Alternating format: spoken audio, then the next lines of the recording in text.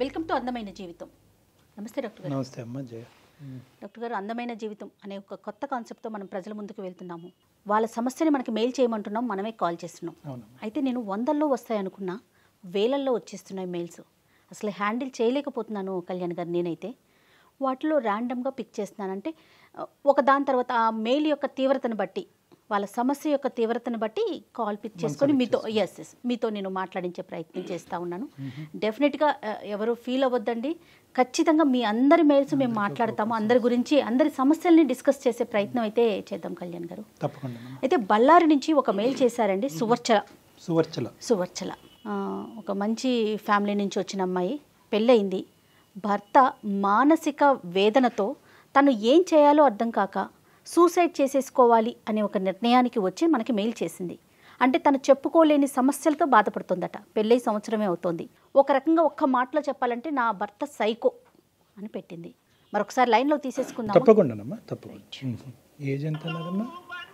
Age 24 years. Suvarchala అండి? అవునండి. నేను సుమన్ టీవీ అందమైన జీవితం ప్రోగ్రామ్ నుంచి చేస్తున్నానండి. చెప్పండి. మీరు మాకు మెయిల్ పెట్టారు సువర్చల. అవునండి. మీ మెయిల్ గురించి నేను బ్రీఫ్గా ఆయనకి చెప్పాను. ఒక్కసారి మీరు కూడా మాట్లాడండి. అమ్మా సువర్చల, నమస్తే అమ్మా. నమస్తే అండి. నమస్తే అమ్మా. చెప్పమ్మా, నీ ప్రాబ్లం ఏంటో కొద్దిగా చెప్పమ్మా. అంటే నేను హ్యాపీగా జాబ్ చేసుకుంటూ ఉంటే ఇంట్లో వాళ్ళు పెళ్లి సంబంధం చూసారు కదా, ఇంట్లో వాళ్ళ ఇష్ట ప్రకారం పెళ్లి చేసుకున్నాను. మా ఫ్యామిలీ వచ్చేసి బెల్లారిలో ఉంటారండి, చాలా లాంగ్. కానీ మేము జాబ్ ఇక్కడ చేస్తాం కాబట్టి హైదరాబాద్ లో హస్బెండ్ తో పాటు ఉన్నాను. ఓకే. బట్ పెళ్ళైనప్పటి నుంచే ఇంకా డైలీ వచ్చి టార్చర్ చేయడము, కొట్టడము, లేట్ నైట్ ఇంటికి రావడము, అది ఇంకా ఇది చెప్పొచ్చో లేదో తెలియదు కానీ అసలు భార్యకి నాతో ఫిజికల్ గా కలవడం ఇష్టమో లేదో అని కూడా కనుక్కోడు. ఫిజికల్ గా వచ్చి సినిమాలో చూపిస్తారు కదా రేప్ చేసినట్టు, వచ్చి బలవంతంగా చేసేవాడు. ఈవెన్ ఎంత టార్చర్ ఉండదంటే తను గుట్కాలు, సిగరెట్లు అన్ని తాగి అవి నములుకుంటూనే నాతో ఉండేవాడు. అది ఎవరికి చెప్పుకోవాలో కూడా అర్థం కాకపోయేది. సువర్చల ఇంట్లో ఎవరెవరు ఉంటారండి? హైదరాబాద్ లో ఉన్నప్పుడు నేను మా వారు మాత్రమే ఉండేవాళ్ళము. ఇంకా నైట్ ఏ టైం పడితే ఆ టైం ఫ్రెండ్స్ ని తీసుకొచ్చి నాకు అది వండి పెట్టు, ఇది వండి పెట్టు, నువ్వు ఇప్పుడు చేస్తావా లేదా. మ్యారేజ్ కి ముందు ఇతని గురించి నీకు ఎంత అవగాహన ఉందమ్మా? అంటే పెళ్లికి ఎంగేజ్మెంట్ కి, పెళ్లి చూపులకి మధ్యన ఎంత గ్యాప్ ఉందమ్మా? అంటే మా ఎంగేజ్మెంట్ కూడా అవ్వలేదన్నమాట. ముహూర్తాలు పెట్టుకున్నారు, ఎంగేజ్మెంట్ వద్దు అని చెప్పి డైరెక్ట్ గా పెళ్లి చేశారు. యాక్చువల్లీ ఇంకో విషయం ఏంటంటే అతనికి పెళ్లికి ముందే ఒక ఎంగేజ్మెంట్ క్యాన్సిల్ అయిపోయింది. అంటే ఎంగేజ్మెంట్ అయిపోయిన తర్వాత పెళ్లి క్యాన్సిల్ అయిపోయింది. ఆ విషయం ఊర్లో వాళ్ళందరికీ తెలుసు కానీ మాకు చెప్పలేదు. అంటే అబ్బాయి ఏమన్నా ఇప్పుడు మేము అడిగితే అబ్బాయి మంచోడే అనుకున్నామమ్మా, ఇంత దారుణంగా చేస్తాడని అనుకోలేదు మేము. ఎవరిని అడిగారు సువర్చల మీరు? అంటే అబ్బాయిది మాది ఒకటే ఊరు. అంటే ఈ కోవిడ్ లాక్డౌన్ వల్ల మేము ఇంటికి వెళ్ళిపోవాల్సి వచ్చింది, అక్కడే ఉంటున్నాము. వాళ్ళు మేము ఒకటే ఊరు, అంటే పక్క వీధి, అంటే కొంచెమే గ్యాప్ అన్నమాట వాళ్ళ ఇంటికి మా ఇంటికి. ఓకే. ఏం చేస్తుంటాడు అతను? Software engineer. ఓకే. మీ ఇద్దరు ఏజ్ గ్యాప్ ఎంతమ్మా? నువ్వు 24 అన్నారు, అతను ఎంత వయసు? నాకంటే 1 year పెద్ద. ఓకే, 1 year పెద్ద. ఇంతకు ముందు అతను ఎంగేజ్మెంట్, మ్యారేజ్ వరకు కూడా ఎందుకు వెళ్ళలేదు అన్నది మనకి ఏమైనా ఇప్పటికైనా ఏమైనా తెలిసిందమ్మా? ఏమైనా ప్రత్యేకమైనటువంటి కారణాలు ఏమైనా ఉన్నాయా? అదేమి చెప్పలేదన్నమాట. అంటే మాకు తెలిసింది ఎప్పుడు నాకు ఇదంతా అవుతుంది, నేను ఇంటికి వెళ్ళిన తర్వాత మాకు ఇష్యూస్ అవుతున్నాయని తెలిసిన తర్వాత అప్పుడు వేరే చుట్టాలు వచ్చి ఇట్లా అయ్యిందంట అని చెప్పారు. అయితే మా పేరెంట్స్ అడిగారనమాట, ముందు చెప్పుంటే మేము చేసేవాళ్ళం కాదు కదమ్మా, మరి ఎందుకు చెప్పలేదు ముందు అని వాళ్ళు అడిగారు. వాళ్ళు ఏం చెప్పలేదు మాకు. మ్యారేజ్ అయినటువంటి అంటే ఫస్ట్ ఫ్యూ డేస్ నుంచి ఈ యొక్క డిఫరెన్స్ కనిపించిందా, లేదంటే ఒక 2-3 నెలల తర్వాత మొదలు పెట్టాడా? ఆస్తిపాస్తుల గొడవలు కానీ, కట్న కానుకల విషయాల్లో ఏమన్నా గొడవలు ఉన్నాయా? ఇంకేమన్నా అలాంటివి ఏమైనా ఉన్నాయమ్మా? అంటే స్మూత్ గానే నడిచిందా? 2 days నుంచే స్టార్ట్ చేశాడు. బట్ హైదరాబాద్ లో ఉన్నాం కదా, పేరెంట్స్ కి చెప్పి బాధ పెట్టడం ఎందుకని నేను అడ్జస్ట్ అవుతూ వచ్చాను. ఇంకా లాక్డౌన్ వల్ల ఇంటికి వెళ్ళడము, పక్కనే ఉండడము, ఎవరైనా ఇంటికి వచ్చినప్పుడు అమ్మగారి ఇంటికి వెళ్తే ఫోన్ చేసి నువ్వు మీ అమ్మగారి ఇంట్లోనే ఉంటావా, రావా అని చెప్పి ఇంటికి వెళ్ళిన తర్వాత కొట్టడము, ఇవన్నీ చేసేవాడు. ఇంట్లో అప్పటికి నేను చెప్పలేదు, కానీ ఒక ఇష్యూ వల్ల నేను అతనితో నన్ను బాగా కొట్టడం వల్ల నేను ఇంటికి వచ్చేసాను. ఇంటికి వచ్చిన తర్వాత 3 months అయినా సరే నాకు ఒక కాల్ కానీ మెసేజ్ కానీ ఏమీ లేదు. కనీసం వస్తావా ఇంటికి అని కూడా అడగలేదు. దాని తర్వాత నేను ఇంకా మళ్ళీ వెళ్ళి ఇంకా పేరెంట్స్ ఏంటంటే మనము బ్రాహ్మణ్స్ కదమ్మా, మనము ఇట్లా రాకూడదు, నువ్వు ఎంతైనా అడ్జస్ట్ అయి ఉండాలి, తప్పదు అని చెప్పి మాట్లాడుతున్నారు. ఇంట్లో ఉంటే నువ్వు వెళ్ళు అని చెప్పి వాళ్ళు బరువుగా ఫీల్ అవుతున్నారు. అక్కడికి వెళ్తే టార్చర్, ఇప్పుడు మెంటల్ గా టార్చర్, ఫిజికల్ గా టార్చర్. అరే ఇష్టం లేకుండా ఎవరు ముట్టుకున్నా మనకి ఉంటది, భర్త కూడా ఇష్టం లేకుండా ముట్టుకుని టార్చర్ చేస్తుంటే ఎలా ఉండాలి నేను?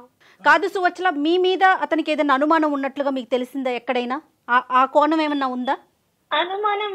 అనుమానం అన్నట్టు ఏం బిహేవ్ చేయడు. వస్తాడు, ఇంకా తన ఇష్టం అన్నమాట. నాకు ఇది కావాలి, నువ్వు చేస్తావా లేదా అంతే. ఇంకా ఎందుకు చేస్తున్నావు అంటే నా ఇష్టం. డ్రింక్ ఇలానే మాట్లాడతాడు. డ్రింక్ చేస్తాడు, హెవీగా డ్రింక్ చేస్తాడు. డ్రింకే కాదు, ఈవెన్ గుట్కాలు అలానే నమ్ముతూ అలానే వస్తాడు ఇంట్లోకి. అసలు నాకు సిగరెట్ ఎవరైనా దూరంగా తాగుతుంటే కూడా అలా అసలు అక్కడ ఉండను, ఆ చుట్టుపక్కల కూడా ఉండను. అలాంటిది ఆ స్మెల్ మళ్ళీ నన్ను వచ్చి ఫిజికల్ గా చేయడము, 2 days వరకు చాలా నరకం అనుభవిస్తాను. మీ అత్తవారింట్లో ఏమన్నా మీరు ఈ విషయాన్ని ఎక్స్ప్రెస్ చేసే ప్రయత్నం చేశారా సువచ్చల? చెప్పాను, వాళ్ళు కూడా ఏం మాట్లాడట్లేదు. వాళ్ళ అబ్బాయికే సపోర్ట్ చేస్తున్నారు. ఉండాలమ్మా, అడ్జస్ట్ అవ్వాలి, ఏం చేస్తావు, మొగుడంటే పడుండాలి, ఎందుకు పెళ్లి చేసుకున్నావు కదా, భరించు, ఏం చేస్తావు అని మాట్లాడుతున్నారు. మళ్ళీ ఏమో ఇప్పుడు కొత్తగా స్టార్ట్ చేసింది ఏంటంటే, ఇంటికి వెళ్ళిన తర్వాత నుంచి నాకు కట్నం తెచ్చివు, నాకు 10 లక్షలు తెచ్చివు, నాకు ఇప్పుడు కావాలి, మీ డాడీని అడుగు, మీ అమ్మని అడుగు. ఇంకెంత దారుణం అంటే మాది జాయింట్ ఫ్యామిలీ. మా ఇంట్లో మా మామ కొడుకు నాకు మరత అవుతాడు. నువ్వు మా మామ కొడుకుతో తిరుగుతున్నావు, చెట్టాపట్టాలు వేసుకుంటున్నావు, వాటితో ఏం చేస్తున్నావు అని కొత్తగా ఇప్పుడు స్టార్ట్ చేశాడు. కాదు డాక్టర్ గారు, ఇప్పుడు సువర్చల చెప్పిన దాన్ని బట్టి వింటుంటే అన్ని లక్షణాలు కనిపిస్తున్నాయి అతని వైపు. ఒకవైపు మనం గనక వింటున్నాం కాబట్టి నీ సైడ్ నుంచి ఏదో ఒక ప్రొవోకింగ్ ఇష్యూ వల్ల మనిషి ఇలా మారినట్టు అనిపిస్తుందా, లేదా నేచరే మనిషిది ఇలాంటిది? అసలు ఏమి చేయలేదు. పెళ్లి వరకు హ్యాపీగా పెళ్లి అయింది, ఎంత హ్యాపీగా ఉంటది అనే సెన్స్. అంటే ఇంట్లో ఇష్టమైన పెళ్లి నేను చేసుకున్నాను, హ్యాపీగా ఉందాము, హ్యాపీగా లీడ్ చేద్దాము అనే సెన్స్ లో నేనున్నాను. కానీ అయిన తర్వాత మొత్తం నా లైఫ్ అనేది చేంజ్ అయిపోయింది. అడ్జస్ట్ అవ్వు అంటున్నారు. ఎన్ని రోజులు అడ్జస్ట్ అవ్వాలి, ఎంతకాలం అడ్జస్ట్ అవ్వాలి? నువ్వు మానసికంగానే కాదు, ఫిజికల్ గా, శారీరకంగా కూడా నన్ను హింసిస్తూ ఉంటే ఎన్ని రోజులు భరిస్తాము? ఎట్లా అంటే తను ఫిజికల్ గా చేసిన తర్వాత 2 రోజులు నేను లేవలేను, పెయిన్స్ నరకం ఉంటుంది, ఎట్లా భరించాలి? ఊరుకోండి సువచ్చల. ఇంట్లో కూడా అర్థం చేసుకోవట్లేదు, ఎవరికి చెప్పాలి? చచ్చిపోవాలని ఉంది నాకు. కానీ మీ ప్రోగ్రామ్ చూసి ఒక్కసారి మిమ్మల్ని అడుగుదాము, ఏం చెప్తారు అని చెప్పి ఫోన్ చేశాను. చచ్చిపోవటం, ఆత్మహత్య అనేటటువంటిది సొల్యూషన్ కాదు. నువ్వు చాలా చిన్న అమ్మాయివి. నీ జీవితాన్ని నువ్వు ఏ విధంగా సరిదిద్దుకోగలవు అనేటటువంటిది, లేదంటే ఏ దారిలో వెళ్తే కనుక నీకు సరైనటువంటి సొల్యూషన్ అందుబాటు అవుతుందని అందమైన జీవితం ఖచ్చితంగా ఆ మార్గాన్ని చూపెట్టే ప్రయత్నం చేస్తుందమ్మా.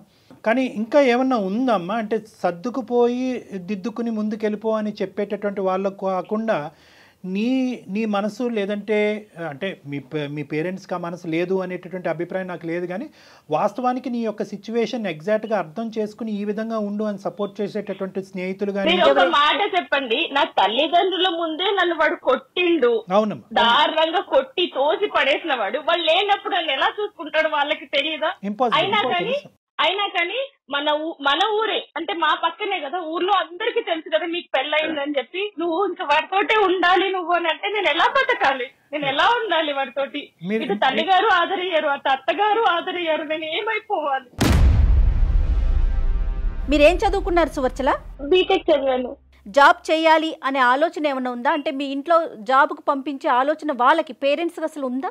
బిఫోర్ మ్యారేజ్, పెళ్లి ముందు వరకు చేశాను, పెళ్లి తర్వాత కూడా చేశాను. ఓకే. మధ్యలో ఇంకా ఈయనకి కష్టం అవుతుంది, నాకు ఎవరు వండి పెడతారు అని వాళ్ళ మదర్ కొంచెం చెప్పడం వల్ల జాబ్ మానేసి ఇంట్లోనే నేను ఉన్నాను.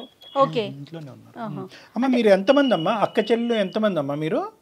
మేము ఇద్దరం అండి. మీరిద్దరే. మరి నీకేమన్నా అనిపించిందమ్మా అంటే నీ పెళ్లి చేసేటటువంటి దాంట్లో కొద్దిగా ఎంక్వైరీస్ కానీ లేదంటే కొద్దిగా క్షుణ్ణంగా విశ్లేషించిన తర్వాత ఒక అబ్బాయిని వెతికి పెళ్లి చేసినట్టుగా నీకు అనిపించిందా?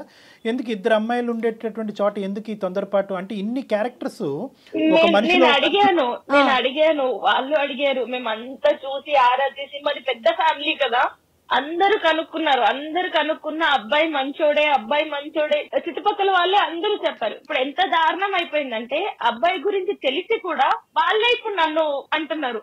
అంటే ఈ అబ్బాయి ఏం చేశారంటే, నేను ఇప్పుడు వేరే వాళ్ళని ఏమైనా పెళ్లి చేసుకుంటానేమో తనకి డైవర్స్ ఇచ్చి అని చెప్పి ఊరంతా నా గురించి ఇది తిరిగిపోతుంది, మొగుడుతో సరిగ్గా ఉండదు, ఎంత గలీజ్ గా కొన్నైతే చెప్పుకోలేము, అంత గలీజ్ గా మా ఊరు మొత్తం ప్రచారం చేశాడు. కానీ కళ్యాణ్ గారు ఇక్కడ చూడండి, వాళ్ళే వచ్చి నన్ను చెడుగా అంటున్నారు. ఓకే, వాళ్ళ పేరెంట్స్ తప్పిదం అనేది ఎంత స్పష్టంగా కనిపిస్తోంది. ఈ రోజుల్లో అబ్రాడ్ లో ఉండే వాళ్ళ ఫ్యామిలీలే పూర్తిగా ఎంక్వైరీలు చేసి ముందు వెనక ఆలోచించి పెళ్లిళ్ళు చేస్తున్నారు కదా. పక్క సందులో ఉన్న అబ్బాయి గురించి ఎంక్వైరీ చేసుకోకుండా ఆడపిల్లని ఇచ్చేస్తున్నారు. అంటే తల్లిదండ్రులు విశ్లేషణ చేయలేదా అనేటటువంటిది ఒక ఎత్తు. యూజువల్గా ఏంటంటే ఈ టైప్ ఆఫ్ పర్సనాలిటీస్ సమాజంలో 2-4% ఉన్నారమ్మా. 2-4% మంది ఉన్నారు. వీళ్ళు బయటకు దేవుళ్ళలా కనిపిస్తూ ఉంటారు, ఇంట్లో దెయ్యంలాగా రాక్షసులాగా ప్రవర్తిస్తారు. ఎలా మారిపోతారు డాక్టర్ గారు? అంటే బయటికి కనిపించేదే సమాజం నమ్ముతుంది. ఇప్పుడు ఈ అబ్బాయిని బహుశా వచ్చేటటువంటి అన్ని సందర్భాల్లో అన్ని సంబంధాల్లో ఈ అబ్బాయికి బయట నుంచి చూసేటటువంటి వాళ్ళందరూ 100కి 100 మార్కులు వేస్తారు. ఇక్కడ తెలుసుకోవలసినటువంటి ముఖ్యమైనటువంటి వ్యక్తులు ఇంకొక ఆడపిల్ల జీవితం పాడు చేయకూడదు అనే ఆలోచనతో ఉండవలసినటువంటి వ్యక్తులు ఎవరైనా ఉన్నారంటే అతని యొక్క తల్లిదండ్రులు. ఖచ్చితంగా. అంటే యూజువల్గా ఎందుకు సైకోగా మారుతారు? ఎందుకు మారుతారు? ఎందుకంటే కనుక అతను బయటకి ఇచ్చేటటువంటి లుక్ అది ఇంటర్నల్ గా ఉండేటటువంటి వ్యక్తిత్వం డిఫరెంట్ గా ఉంటుంది. వీళ్ళని స్ప్లిట్ పర్సనాలిటీస్ అంటూ ఉంటారు. మంచి చూస్తే కూడా అలా ఉండడు, చాలా అమాయకంగా ఉంటాడు. ఎందుకంటే సింపుల్ గా చెప్పాలంటే నమ్మశక్యం కూడా చెప్తే కూడా అంత అట్లా ఉన్నాడా, ఎవరు నమ్మలేని పరిస్థితి. అంటే అరే అసలు నిజం చెప్తుండే అబద్ధం చెప్తున్నా, మరి పర్సనాలిటీకి బిహేవియర్ కి సంబంధం ఏముంది? కానీ ఒక్క విషయం చాలా స్పష్టంగా అర్థమవుతుందండి. అంటే నేను సువర్చల వైపు మాట్లాడుతున్నానని అనుకోవద్దు డాక్టర్ గారు. 4 గోడల మధ్య జరిగిన ఒక విషయాన్ని ఒక ఆడపిల్ల బహిరంగంగా ఇలా ఫోన్లో చెప్తోందంటే తను ఎంత మానసిక క్షోభ అనుభవిస్తోందో అర్థమవుతోంది కదా మనకి. అందులో డౌటే లేదమ్మా. అంటే సువర్చల ఇప్పుడు ఉండేటటువంటి డిప్రెషన్ అనొచ్చు, లేదంటే ఎందుకు ఇలా బ్రతుకుండాలి. ఎందుకంటే తన సిచ్యువేషన్ ఏంటంటే చాలా మంది ఆడపిల్లలు ఈ పొజిషన్లో ఉన్నప్పుడు తల్లిదండ్రులు ముందుకు వస్తారు. అమ్మ నీకు నచ్చకపోతే కనుక అల్లారు ముద్దుగా నిన్ను పెంచుకున్నావమ్మా, పెళ్ళే ముఖ్యం కాదు, ఇలాంటి అయిపోయింది. ఇప్పుడు ఇక్కడ ఉండేటటువంటిది ఏంటంటే పెళ్లి ఘనంగా చేసాం, నువ్వు బయటకు వెళ్తే కనుక పరువు పోద్దని చెప్పి పరువుకి ఇంపార్టెన్స్ ఇచ్చేటటువంటి కుటుంబంలో నుంచి వచ్చినప్పుడు ఎంత కాదనుకున్నా కూడా చాలా కుటుంబాల్లో మొదట వాడేటటువంటి పదం ఏదన్నా ఉంది అంటే కనుక అడ్జస్ట్ అవ్వాలి. అడుగుతాను, చెప్పండి సువర్చల. ఇంక నువ్వు అడ్జస్ట్ అయ్యి అక్కడే పడుండాలా? ఎంత నరకమైనా సరే ఇంకా పడుండాలా? అక్కడే చచ్చిపోవాలా? బయటికి రాకూడదా? అంటే మాకంటూ ఒక లైఫ్ ఉండకూడదా? హ్యాపీగా బతకూడదా మేము? ఏ కుటుంబంలో అయినా కూడా తల్లిదండ్రులు ప్రధానంగా ఒక పెళ్లి జరిపిన తర్వాత కూతురు వచ్చి నేను ఎంత టార్చర్ అనుభవిస్తున్నాను అనేటటువంటి మాట చెప్పినా కూడా తల్లిదండ్రులు ప్రధానంగా మొదట్లో ఏమంటారంటే అమ్మా సర్దుకుపోవమ్మా, ఏమైనా తప్పులుంటే దిద్దుకుపోవమ్మా, కాలం అనేటటువంటిదే ఒక వైద్య పరికరంగా పనిచేసి అతనిలో ఒక మార్పును తీసుకొస్తుందమ్మా, లేదంటే పిల్లలు పుట్టిన తర్వాత ఒక మెచ్యూరిటీ వస్తుందమ్మా, లేదంటే ఉద్యోగం మారితే కనుక ఇలా ఏదో చెప్తూ ఉంటారమ్మా. దాన్ని మనం తప్పుపట్టవలసినటువంటి అవసరం లేదు. మీరు ఒక నెగటివ్ రోల్లో తీసుకోకండి. ఇలాంటి విషయాన్ని కనుక మీకు చెప్తున్నారంటే ఇది సనాతనంగా మనకు వస్తున్న ఆచార సాంప్రదాయాలు. తర్వాత ఇప్పటి వరకు మీరు చెప్పింది ఒక ఎత్తు, ఇది నాణానికి ఒకవైపే, ఇంకొక వైపు ఒక స్టెప్ వేసి ఆలోచించండి. నేను వాళ్ళకి చెప్పాలి అనుకుంటే ఎప్పుడూ చెప్పేదాన్ని హైదరాబాద్ లో ఉన్నప్పుడే. అది కూడా వాళ్ళకి నేను చెప్పకుండానే మా హస్బెండ్ ద్వారానే, ఎవరైతే ఇప్పుడు నన్ను ఇంత టార్చర్ చేస్తున్నారో తన ద్వారానే మా ఇంట్లోనే తెలిసింది వాళ్ళకి. అంటే నన్ను అంత టార్చర్ చేసిన విషయం వాళ్ళు కళ్ళారా చూసిన తర్వాత కూడా ఎట్లా ఉండమని చెప్తారు. చూసారు, అప్పుడు అడిగారు నన్ను, ఏంటి ఇప్పుడు ఒక్కసారి ఉందా, ఎప్పటి నుంచి ఉండంటే నేను మీకు చెప్పలేదు అని కూడా చెప్పాను. ఇలాంటి సైకో వ్యక్తులను అసలు మార్చుకోలేమా డాక్టర్ గారు? మార్పు తీసుకురాలేమా మనం? సైకోలు అసలు ఎందుకు పుడతారు, ఎందుకు ఇలా వ్యవహరిస్తారు అంటే కనుక ఖచ్చితంగా చాలా వరకు ఈ 2-4% పాటు ఉండేటటువంటి వ్యక్తులకి ప్రధానమైనటువంటి కొన్ని లక్షణాలు ఉంటాయి. ఒకటి ఏంటంటే వీళ్ళకి తాగుడు అనేది ఒకటి ఉంటుంది. సో ఆ తాగుడు ఏంటంటే వాళ్ళలో విచక్షణ కోల్పోతారు. విచక్షణ అనేది పోతుంది. ఆల్రెడీ వాళ్ళకి సైకోయిజం అంటే కనుక విచక్షణ అనేటువంటి తక్కువ స్థాయిలో ఉంటుంది కాబట్టి డ్రింక్ చేస్తే ఇంకా అది పూర్తిగా పోతుంది. 2 చెడు వ్యసనాలు, చెడు స్నేహాలు, చెడు ఆలోచన శైలి, ఈ 3 కంటెంట్ ఉంటాయి. ఈ 3 కంటెంట్ చాలా వరకు ఏంటంటే పెరిగిన వాతావరణం, పెంపకం అని అంటూ ఉంటారు. ఎందుకు నేను ఇక్కడ పెంపకం అనే మాట అంటున్నానంటే కనుక ఇప్పుడు సువర్చల చెప్పినటువంటి ఈ గుణాలన్నీ కూడా, ఈ లక్షణాలన్నీ కూడా బహుశా తల్లిదండ్రులు చూడలేదంటారా వాళ్ళ అబ్బాయిలు? ఇన్ని సంవత్సరాలు చూడలేదంటారా? ఖచ్చితంగా చూసుంటారు. తెలిసే ఉంటుంది కదా కానీ మన సంప్రదాయంలోని లేదంటే మన యొక్క దాంట్లో ఏంటంటే అబ్బాయికి కానీ లేదంటే కొన్ని సందర్భాల్లో అమ్మాయికి కానీ ఒక చెడు వ్యసనం కానీ, చెడు అలవాట్లు కానీ, చెడు పద్ధతులు కానీ, మానసిక పరిస్థితులు కానీ ఇలాంటివి ఉంటే కనుక పెళ్లి చేస్తే కనుక సెట్ అయిపోతారు అనేటటువంటిది ఒకటి ఉందమ్మా. అది ఇంకొకళ్ళ నెత్తి మీద రుద్దటమే కదా డాక్టర్ గారు. అంతే, ఎంత అన్యాయం కదా ఇది. అర్ధరాత్రి పూట వచ్చి ఫ్రెండ్స్ తీసుకొచ్చి చికెన్ వండు అంటాడు. చికెన్ ఉండదు ఇంట్లో, చికెన్ వండు అంటాడు. వాళ్ళ ఫ్రెండ్స్ ముందే నాతో గలీజ్ గా బిహేవ్ చేస్తారు. ఇప్పుడు ఫ్రెండ్స్ ముందే ఒక హస్బెండ్ వాళ్ళ వైఫ్ తో ఇట్లా బిహేవ్ చేస్తుంటే వాళ్ళు నాతో ఎట్లా బిహేవ్ చేస్తారనే ఫ్రెండ్స్ ఒక్కసారి కూడా ఆలోచించలేదు. అంటే వాళ్ళు ఎలా చూస్తారు అన్నప్పుడు. ఇప్పుడు ఒక శాడిజము, సైకోయిజము, టార్చరిజం అనేటటువంటి పదాలకు సంబంధించినటువంటి అన్ని బాక్సులు మా చేత టిక్ పెట్టించామమ్మా. ఈరోజు ఏదో ఒక యాంగిల్ అంటే కనుక ఈ ప్రయత్నం చేద్దాం, ఆ కౌన్సిలింగ్ చేద్దాం, మనిషిని మారుద్దాం, మనిషిని మా దగ్గర తీసుకురండి, లేదంటే నువ్వు ఇలా వ్యవహరించమ్మా అని చెప్పచ్చు. కానీ ఈరోజు నువ్వు ఉండేటటువంటి దుస్థితి ఎలా ఉందంటే ఇమోషనల్ అబ్యూస్ ఉంది. మానసికంగా చంపేస్తున్నాడు. ఈ అమ్మాయి కరెక్ట్ కాదని చెప్పి ప్రచారం చేస్తున్నాడు. ఈ అమ్మాయి క్యారెక్టర్ కరెక్ట్ కాదని ప్రచారం, మానసికంగా హింసిస్తున్నాడు. అంటే భార్యాభర్తలకు సంబంధించినటువంటి సంబంధంలో ఈ అమ్మాయిని మెరైట్ అంటారు దీన్ని. ఇప్పుడు ఆ అమ్మాయి చెప్పింది ఏంటంటే ఫిజికల్ అబ్యూస్ కూడా. అంటే చిన్న వాటికి నామే చేయి చేసుకుంటున్నాడు. అంటే ఇక్కడ మనం ఈరోజు ఇక్కడ కూర్చుని బహుశా సువర్చల తన భర్తకు సంబంధించినటువంటి కొన్ని మంచి విషయాలు చెప్పట్లేదేమో అని అనుకోవటానికి ఒక అవకాశం ఉంది. కానీ ఎన్ని చెప్పినా కూడా ఇన్ని గుణాల ముందు అతని యొక్క మానసిక పరిస్థితి, అతని వ్యక్తిత్వం చాలా పూర్తిగా దిగజారినట్టు. అయితే ఒక్కటన్నా మంచి లక్షణం ఏమన్నా చెప్పగలుగుతారా సువర్చల మీరు అతని వైపు నుంచి? అంటే ఏమీ లేదు. పెళ్ళైనప్పటి నుంచి మేము కలిసి ఉన్నప్పటి నుంచి నాకు రోజు ఏడుపు ఎవ్వరికి, ఎందుకంటే ఇద్దరమే ఉండేది. ఊర్లో అమ్మ వాళ్ళు ఉన్నారు, వాళ్ళకి ఫోన్ చేసి చెప్పలేను, ఏ ఫ్రెండ్ కి చెప్పలేను, ఎవ్వరికి చెప్పక నేను నరకం అనుభవించి నిజంగా అందరు అంటారు కదా లాక్డౌన్ కొందరికి నష్టం చేసిందని చెప్పి, నాకు నిజంగా మేలు చేసింది. ఎందుకంటే లాక్డౌన్ వల్ల నేను మా అమ్మ వాళ్ళ ఇంటికి వెళ్ళాను, అతని గురించి నిజం తెలిసింది. అయినా కూడా నాకు కష్టాలు అనేవి తప్పలేదు. నేనేం చేయాలి? ఇక నాకు చావేనా గతి? లేదు సువర్చల, అసలు ఎప్పటికీ అలాంటి ఆలోచన పెట్టుకోవద్దు దయచేసి. Suvarchala, without any second thought get out of this marriage అమ్మా. Come out of this marriage. ఎందుకంటే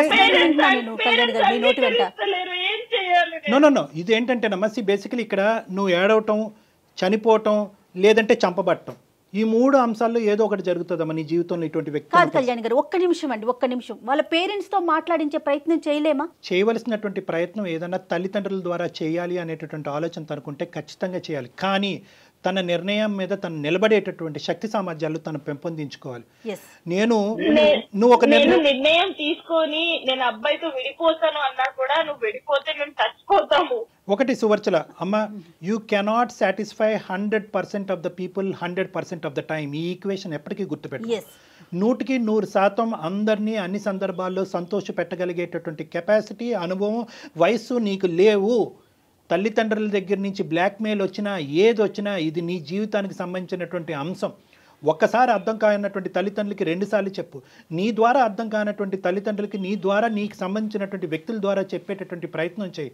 సోషల్ అబ్యూజ్ అంటే ఏంటో వాళ్ళకి విడమర్చి చెప్పు. అబ్యూజ్ అంటే ఏంటి అన్నది వాడికి విడమర్చి చెప్పు. ఇమోషనల్ అబ్యూజ్ ఏంటి అన్నది విడమర్చి చెప్పు. ఫిజికల్ అబ్యూజ్ అన్నది ఏంటి విడమర్చి చెప్పు. ఎందుకు అంటే కనుక చాలా సందర్భాల్లో నేను ఇందాక అన్నట్టుగా అడ్జస్ట్ అయ్యి వేచి చూడు అనేటటువంటి పదం ప్రతి కుటుంబంలో ప్రతి తల్లిదండ్రులు వాడేటటువంటిది. కానీ ఇక్కడ చూడవలసింది ఏంటంటే డ్యూరేషన్ ఆఫ్ టైం. అంటే కేవలం సంవత్సరంకే ఈ అమ్మాయి ఎలాంటి నిర్ణయం అనేటటువంటి అంశానికంటే ఇక్కడ ప్రధానంగా చూడవలసింది ఏంటంటే Suvarchala, the intensity of the torture and the quality of the torture. అంటే అన్ని రంగులు అన్ని హంగుల్లో ఒక మనిషి భరించలేక ఈరోజు సువర్చల మనతో ఇలా ఫోన్ చేసి మాట్లాడుతుంది అంటే కనుక అందమైన జీవితం ఈ వేదిక ఉండటం వల్ల అమ్మాయి ఫోన్ చేసి చెప్తుంది. లేదంటే ఈ అమ్మాయి ఈ రోజు ఇంకో ఆత్మహత్య ధోరణం, ఇంకో పనికి పూనుకోలేదు అనేది గ్యారంటీ లేదు కదా. అవును. సొల్యూషన్ ఏం చెప్తారు ఫైనల్ గా చెప్పండి. Know the thing is Suvarchala, ఇక్కడ సొల్యూషన్ ఈజ్ స్ట్రైట్ ఫార్వర్డ్ అమ్మా. ఇక్కడ ఏంటంటే అన్ని కెపాసిటీస్లో అన్ని విధాలుగా అమ్మ సువర్చల, ఆర్ యు దేర్? ఉన్నాను. ఓకే ఓకే అమ్మ, నువ్వు గుండె నిబ్బరం చేసుకుని ధైర్యంగా ఉండమ్మా. ఎందుకంటే ఈ రోజు నీకు బోల్డ్ అంత భవిష్యత్తు ఉంది. నీకేమి బరువు బాధ్యతలు రెస్పాన్సిబిలిటీస్ అంటూ ఏమీ లేవు. మీ ఇద్దరు లక్కీగా నువ్వు ఏదైనా సంతోషపడవలసినటువంటి అంశం ఉంది అంటే కనుక సంవత్సరం అయిన తర్వాత ఇప్పటికీ నువ్వు ప్రెగ్నెంట్ కాకపోవడం అన్నది నువ్వు చేసుకున్నటువంటి అదృష్టం. లేదంటే ప్రెగ్నెన్సీ అదే హ్యాపీ ఫీల్ అవుతాను. బట్ నేను కంప్లీట్ బ్లాంక్ అయిపోయాను. నా మైండ్ అనేది పని చేయట్లేదు. అందుకే నేను మీకు మెయిల్ చేశాను. నేను ఏంటి అర్థం కాక అసలు. చాలా చాలా మంచి పని చేశారు సువచ్చల, నిజం చెప్తున్నాను కదా. ఎందుకంటే ఇప్పుడు కళ్యాణ్ గారు చెప్పినట్లుగా డెఫినెట్గా ఒక పాజిటివ్ డెసిషన్ తీసుకోండి. మీరు చదువుకున్నారు, సొసైటీ ఏంటో మీకు తెలుసు, ఫ్రెష్గా స్టార్ట్ చేసేయండి. అంతేగాని వీళ్ళేమనుకుంటారో వాళ్ళేమనుకుంటారో ముందు వెనక ఆలోచించొద్దు. మీ జీవితం మీ చేతుల్లోనే ఉంది. మీరు ఇంకా చిన్న వయసులోనే ఉన్నారు. ఇది ఒక పీడకల్లా మర్చిపోవాలి అనేటటువంటి ఉద్దేశం మా అందరికీ ఉంది. కాబట్టి ఎటొచ్చి మీకు ఏదైనా అడ్డం ఉంది అంటే కనుక ఏ విధంగా మీ తల్లిదండ్రుల్ని కన్విన్స్ చేయాలి అన్నది ఒక్కటే ఇక్కడ మీ సమస్య. కాబట్టి మీరు ఇమోషనల్గా ఉన్నారు. చాలా ఇమోషనల్గా ఉండటం వల్ల ఏమవుతున్నారంటే మీరు అనుభవించినటువంటి కంటెంట్ ఏదైతే ఉందో అది మీ పేరెంట్స్కి సరిగ్గా కమ్యూనికేట్ చేయలేకపోతున్నారేమో. కన్ఫ్యూజ్. వయసు చిన్నదమ్మా, అనుభవం చిన్నది. ఒక సంవత్సరం అన్ని రకాలుగా చెప్పాను, వినట్లేదు. ఇప్పుడు వాళ్ళు వినకపోతే నేనేం చేయాలి? ఇంకెంత పచ్చిగా చెప్పాలి? పేరెంట్స్ కి ఎవరైనా అంత పచ్చిగా చెప్తారా? అరే నా మొగుడు ఇలా చేస్తున్నాడు అని చెప్పి ఎవరైనా చెప్పుకుంటారా? ఆయన చెప్పినా కూడా వినట్లేదు. అమ్మ ఇక్కడ ఏదన్నా కూడా you have to take a stands అమ్మ. నేను సింపుల్గా చెప్తున్నాను, నువ్వు గుండె నిబ్బరం చేసుకుని ధైర్యంగా ఉండు. తల్లిదండ్రులకు చెప్పేటటువంటి విధాలుగా అన్ని విధాలుగా నువ్వు ప్రయత్నం చేయి. ఎవరైతే కనుక వాళ్ళ మాట వింటారో వాళ్ళ ద్వారా చెప్పేటటువంటి ప్రయత్నం చేయి. లాస్ట్ అండ్ ఫైనల్ నువ్వు ఇంకొకటి కూడా చెప్తానమ్మా. బహుశా నీ తల్లిదండ్రులకి నువ్వు కన్వే చేసిన తర్వాత మీ తల్లిదండ్రులు అటువైపు తల్లిదండ్రులు ముందుకొచ్చి జస్ట్ ఫర్ దేర్ సాటిస్ఫాక్షన్, వాళ్ళ సంతోషం సంతృప్తి కొరకు మీరిద్దరూ మ్యారేజ్ కౌన్సిలింగ్కి వెళ్ళి ఒక్కసారి ఆఖరి అవకాశం ట్రై చేయండి అని చెప్తే దానికి కూడా నేను రెడీగా ఉన్నానమ్మా. అది కూడా నువ్వు ఏకీభవించి నువ్వు ఇలా వెళ్దాము, ఇది ఒకసారి ట్రై చేద్దాం అనే ఉద్దేశం నీకు ఉంటే కనుక will try that. Otherwise will close that door also. Second కాకుండా ఫస్ట్ చెప్పారు కదా, కొత్త లైఫ్ స్టార్ట్ చేయమని. ఓకే అమ్మా, ఆల్ ద బెస్ట్. కన్విన్స్ చేయడానికి డెసిషన్ తీసుకుంటాను. అలాగే తల్లి, అలాగేనమ్మా, షూర్. మీ పేరెంట్స్ కి ఎవరు చెప్తే వింటారో వాళ్ళతో చెప్పించే ప్రయత్నం చేయండి సువర్చల. రైట్, అదే ట్రై చేస్తాను. అంటే మీరు మాట్లాడిన తర్వాత కొంచెం చిన్న హోప్ వచ్చింది. Very good. కంటిన్యూ చేస్తాను.